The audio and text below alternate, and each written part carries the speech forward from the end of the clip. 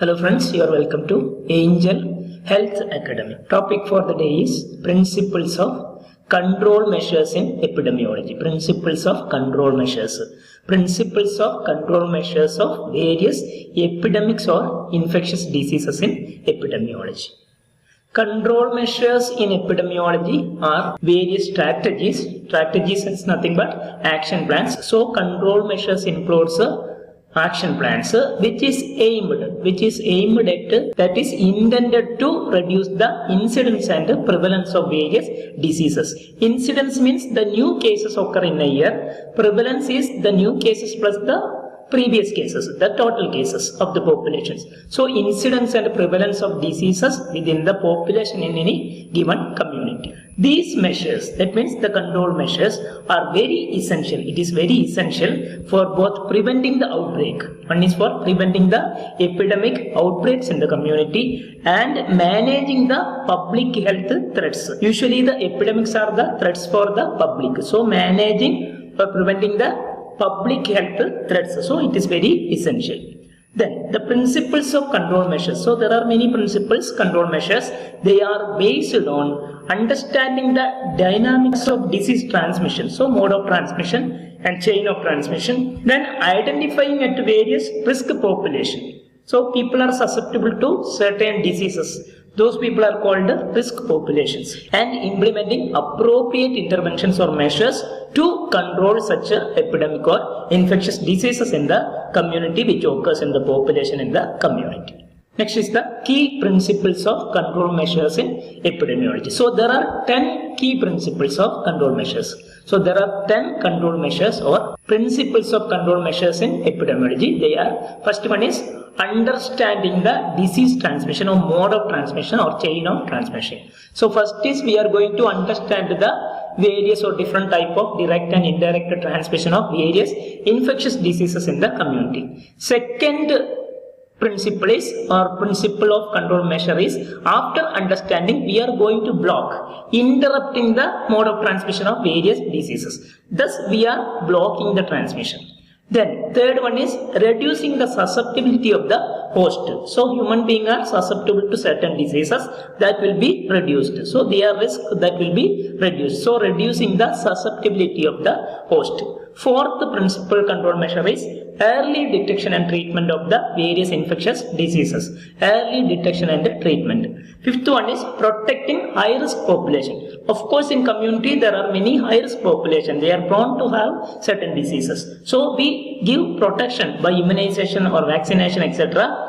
or the chemoprophylaxis, we protect those high risk population. Then sixth measure is community engagement or community participation in rendering the various control measures to prevent the or to control the epidemic. So community engagement and community participation. Then making many policies and regulation, rules and regulations, public health laws in relation to control measures. So policy and regulations.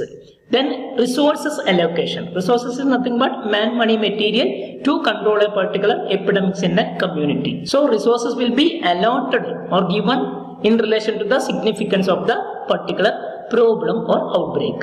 Then ninth one is evaluation and feedback. So continuous evaluation of the control measures, its effectiveness, its success, strength, etc. So continuous evaluation and getting feedback from the public and modifying the measures, controlling measures. Then there are many other measures, principal control measures in epidemiology to control the various epidemics or various infectious diseases. So let us discuss in detail of this 9 important principle or key principles of control measures used in epidemiology. First one is understanding the various disease transmission or mode of transmission. That includes, first one is understand the epidemiological triad. I have been already uploaded a video of epidemiological triad. If you could have not seen that, you please go through that and just see or watch that epidemiological triad. Then you will get an idea of epidemiological triad, which is the agent host environment interaction to occur a particular disease.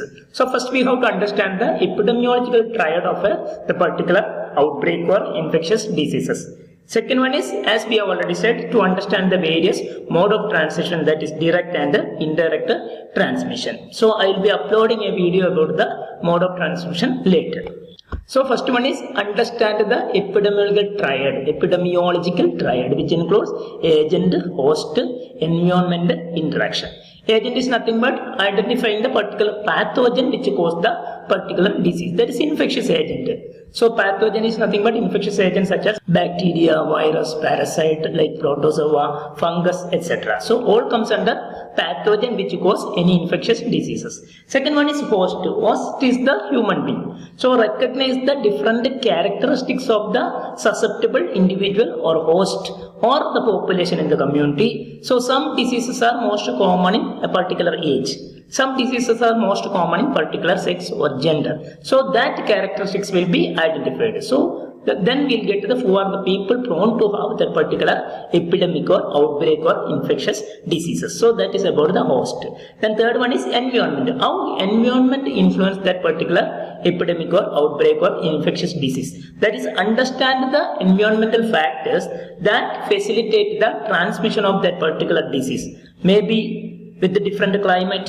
So some disease occur in a particular climate like rainy season or the summer season. Okay, so climate, season and sanitation. Somehow poor sanitation or lack of environmental sanitation will cause various diseases like air pollution, water pollution, soil pollution, etc. All will lead to certain problems. So understanding the environmental factors such as climate, season, sanitation that influence the particular problem. Then second point is understand the different or various mode of transmission of particular diseases. So understand the different chain of transmission and mode of transmission of a particular problem. So that is about the understanding disease transmission. This is the first principle control measure. Second, after identifying the mode of transmission, we are going to interrupt the transmission, mode of transmission. So we control or we avoid or we prevent the transmission of that particular diseases by interrupting that transmission. It includes isolation, quarantine, vector control measures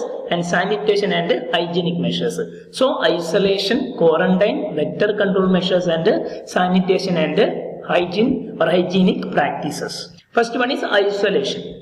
Isolation is nothing but separation. So separate the infected individual from healthy individual. So separation of the infected or cases from the healthy person. So healthy one to prevent the spread of disease. So we separate the infectious patient. So we isolate the infected cases in a separate room. For example is isolation of patient with the infectious diseases such as tuberculosis.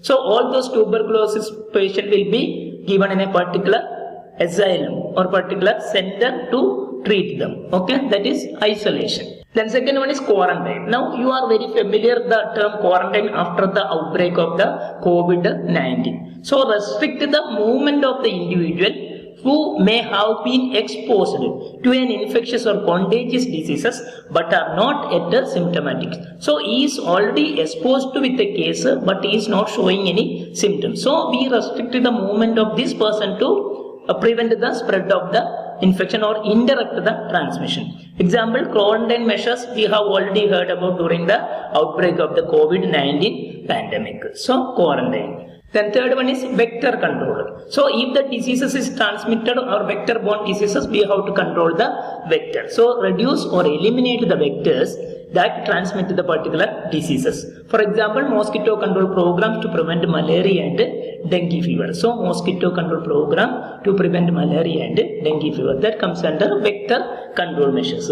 Then sanitation and hygienic practices. So improve water, sanitation and hygiene. So that includes wash. WA stands for water, then S stands for sanitation and hygiene. So wash to reduce the spread of many infectious diseases, especially viral infectious diseases. Then example is promoting hand washing and safe drinking water to prevent the spread of infectious diseases. So promoting hand washing and safe drinking water comes under sanitation and hygienic measures. So third one is reducing the susceptibility. So third principal control measures is reducing the susceptibility of the host by vaccination, providing medicine, that is chemoprophylaxis treatment, and public health awareness, IEC or public health education. So let us see how it is reduce the susceptibility of the host or a person. So first one is vaccination. So immunize all individuals to provide immunity against the various infectious diseases or epidemics or outbreaks in the community. For example, vaccination program for disease like measles, polio, influenza, etc. And we all know that we are already vaccinated for COVID-19. So if the community is an endemic area, so the population has to be immunized for that particular endemic disease. Otherwise, all the vaccines are available for different infectious diseases has to be given. Or the public has to give the awareness about the different optional vaccines are available to prevent the epidemics or infectious diseases in the particular community. So that is vaccination. Second one is chemoprophylaxis. So use medications to prevent the disease in exposed individuals. Exposed individuals are already they had contact with the cases. So they are prone to get or they are risk in having manifest that particular diseases. For example, anti-malarial drug has to be given to the travelers. So anti-malarial drugs for those who are traveling to that particular endemic area or the malaria endemic regions. For example, of other chemoprophylaxis providing a doxycycline against leptospirosis. For the workers or the farmers, we are giving doxycycline as a chemoprophylaxis against the leptospirosis. So chemoprophylaxis. The next is the public health education, awareness to the public, that is public education or IEC. So educate all the public or population about the various preventive measures and healthy practices or healthy behaviors to prevent the mode of transmission or prevent the infectious diseases spread. For example, conduct different campaign or camps to promote the condom use to prevent the sexually transmitted infections and safe sex education to the adolescents and awareness about the chronic disease risk factors to the middle-aged or old-age population. That is about public health education. The fourth key principle control measure is early detection and treatment. So if there is any outbreak, we have to get early detection and the complete course of the treatment, mass treatment. So which includes surveillance, conduct a survey, then screening of that individual, those who are risk or exposed, then case finding out the particular case, making various diagnosis, and contact tracing, finding out the or tracing the contact those who are exposed with this particular case, then rapid complete course of effective treatment. So let us discuss these all the points under early detection and treatment. First one is surveillance. Monitor the disease patterns of the occurrence of the different diseases, how it occurring, and detect the or find out the outbreaks as early as possible by various epidemiological survey or various health survey. So epidemiological survey is used in the surveillance to identify the different disease patterns or disease occurrence or detection of outbreaks of various disease according the time, according the people and according the population. For example, a surveillance system for influenza-like illness. So detect the outbreak of any outbreak of influenza by conducting an epidemiological survey, that is surveillance system. Next is after surveillance we go for the screening. So screening is nothing but that is testing. So doing various investigations to identify the various individuals with the pre-symptomatic. So vague symptom will become before symptom. So pre-symptomatic or early stages of that particular disease we have to get screened the particular individual. Thus we can prevent the or we can control the spread of the particular infectious diseases. For example, cancer screening program, example mammography for breast cancer. So we have various other screening program, infectious disease screening program for the early detection of the diseases. For example, is Mantox test for the early detection of the TB cases. The third one is case finding and contact tracing, tracing the contact and finding out of the case of that particular disease. So identify and treat the individual. Not only identification but also we have to treat the particular case who have been in contact with the infected persons. So the contact has to be traced. So in contact with the infected person. If any people are already contacted or exposed to particular case, they have to be identified as early possible and they have to give the prompt treatment. For example, we have already done contact tracing for COVID-19. Even we can follow contact tracing for tuberculosis, sexually transmitted infections, etc. etc. So case finding and contact tracing. Next one is rapid treatment. So that is nothing but the early and fast treatment. Provide prompt, effective, specific treatment for the particular diseases and complete course of the treatment. So prompt, effective, specific and complete treatment to the infected individuals or to the case as early as possible. As early it is detected, we have to start the effective that's prompt, specific and complete course of the treatment. Thus we can prevent the spread from, or we can control that particular diseases. For example is antiretroviral therapy for all the HIV or AIDS early detected patients. Antiretroviral therapy for HIV or AIDS patients. Fifth key principle measure is protecting the high-risk populations. Of course, in the community we have many high-risk populations. So we have to detect this high-risk population and we have to protect them. So targeted interventions. So target is here high-risk population. We give many measures or services for the high-risk people. Thus we prevent the or control the infectious diseases spreading. Then healthcare access, providing access to all the people to have a primary healthcare services. So let us discuss these 2 points, targeted interventions and healthcare access. First one is targeted interventions. So focus on population at high risk of the particular infectious diseases. So we have to vigilant with the people and we have to early detect the high risk cases in the community. For example is providing insecticide treated bed nets to the communities in the malaria endemic areas to prevent the infection. So all the high risk cases in the malaria endemic area we provide insecticide treated bed nets. So thus we control the spread of malaria. Then healthcare access. Ensure all the vulnerable population or high risk population have access or facility or availability for the primary healthcare services, especially in the remote area. For example, outreach programs. So conducting various community outreach programs, campaigns, health education programs, etc. That is outreach program to provide healthcare to the remote or underserved people in the underserved areas, okay, in the remote community areas. So access to the healthcare services to all the high risk population. Thus we can protect the high risk population. Thus we can control the many infectious diseases. Sixth key principle is community engagement and community participation. So involving all the community members, community leaders in rendering the various health services or control measures to prevent the infectious diseases or control the various infectious diseases which occur in the community. Then building the trust with the community people. So let us discuss these 2 points under community engagement and community participation. So first one is involving the community people. So engage all local communities both in all the planning and implementing of the various control measures. So engage, motivate and involve or include all the local communities. So for example, community-led sanitation program. So that means that sanitation program is leading by the community people. So community people leading sanitation program and making dry day in a once in a week in the community, promoting or motivating the community people to celebrate or follow the dry day in the community to prevent the malaria. Then building trust. So foster a trust, a good human relationship, a good relation between the people, good IP between the public health authorities and the communities. So healthcare personnel and the communities. So foster trust between the public health authorities and communities. So all the communication that could be given to the people should be transparent, should be smooth. So transparent communication or smooth communication and involving the community leaders in the particular community in various healthcare campaigns or camps or health awareness programs or outreach programs, etc.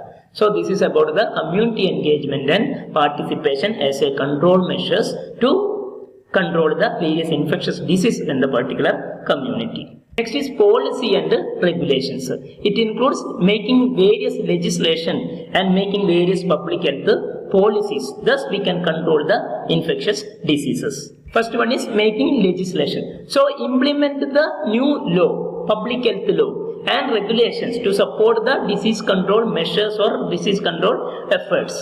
So all the disease control efforts has to be supported by the laws and the regulations. For example, smoking bans in public places. You know that we already have that law that is smoking is already banned in the public places. That is with the intention to reduce the exposure to second-hand smoke and its dangers. Okay, cancer of the people with the second-hand smoke. So the passive smokers is in trouble with this cancer. So that has to be controlled by smoking bans in public places. The second measure is making various public health policies or rules and regulations.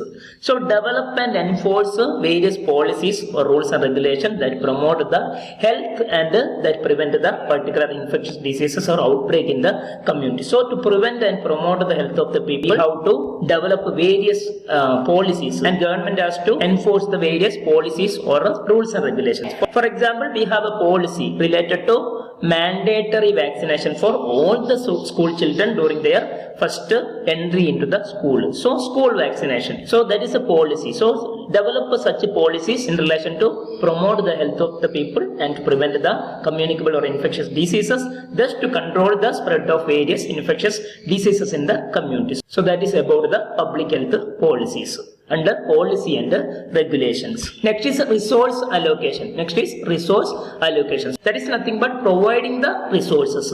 So making use of the available resources, man, money, material equally and according to the significance of the problem. So which includes, one is prioritization, making priority for the allocation of the resources, and sustainability, maintaining the continuity of that resources allocation. So let us discuss these 2 points under resource allocation. First one is prioritization. So allocate all the resources based on the burden of the disease or significant or severity of the disease or fatality of the disease.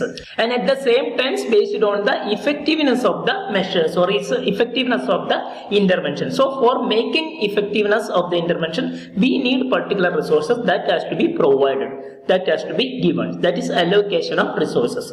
For example, prioritizing the funding for vaccination programs.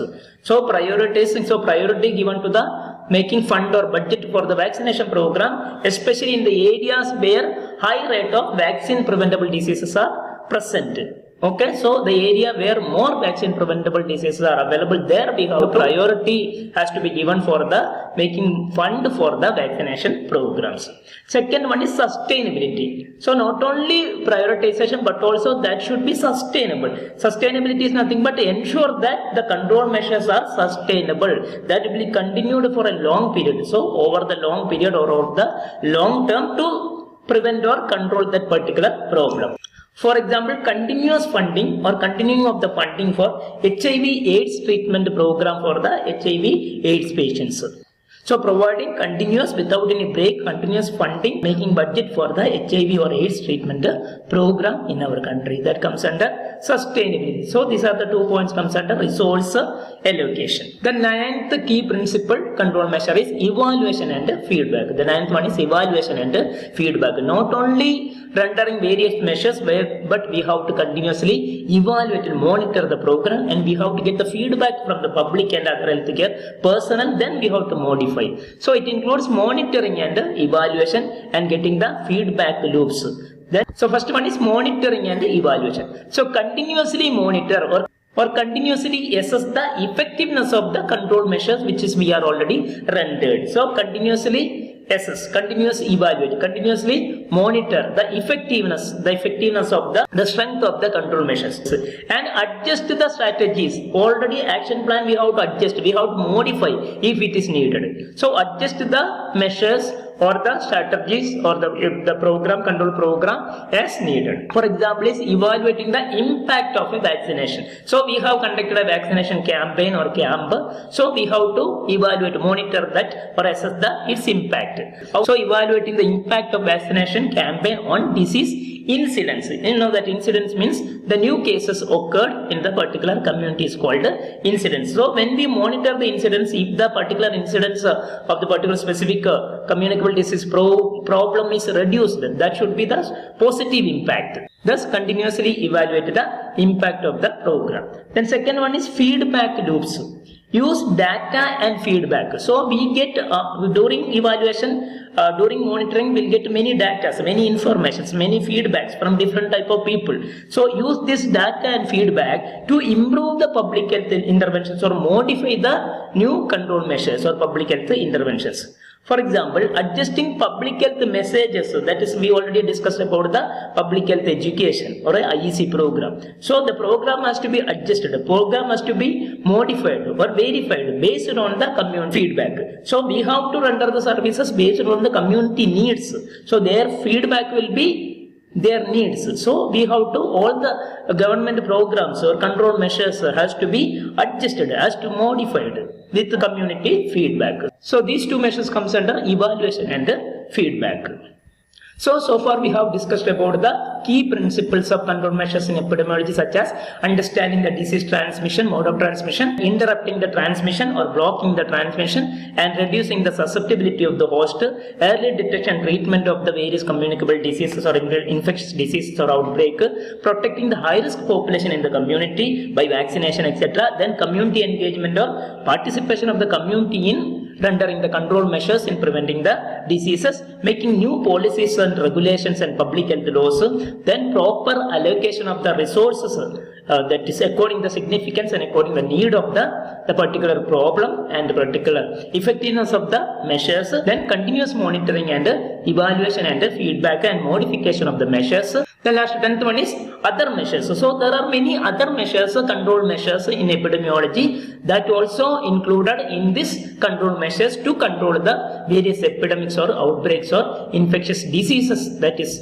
occur in the particular community. So thanks for watching. Hope this video really benefits in your studies. If you feel it is really worth and beneficial, please like, share and subscribe my channel, and stay tuned with the Angel Health Academy for the next and important academic video. Thank you.